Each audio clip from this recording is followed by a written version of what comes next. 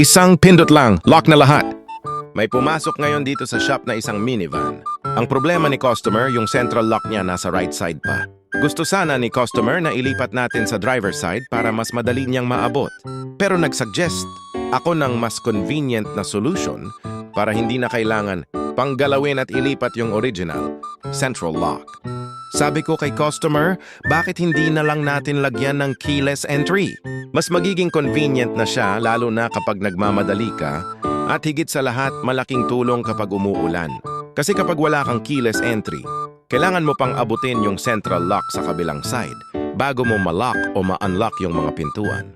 Pero kapag may keyless entry na, isang pindot mo lang sa remote, lock! At kapag gusto mo namang buksan, isang pindot ulit, unlock! Hindi mo na kailangang abutin pa yung kabilang side, hindi ka na rin mahihirapang magsosi-sosi. At hindi mo na kailangang bumaba o mag-abot-abot lalo na kapag malakas ang ulan. Kaya dito sa Door Doctor Garage, hindi lang basta ginagawa kung ano yung unang naiisip na solution.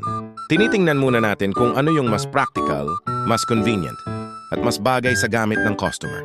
At para sa minivan na ito, mas okay talaga ang keyless entry kaysa ilipat pa yung original central lock.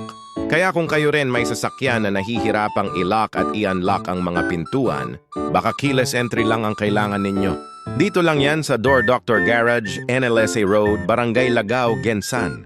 Kung nagustuhan ninyo ang ganitong mga repair at installation, like, share, at follow para mas marami pa tayong matulungang mga motorista.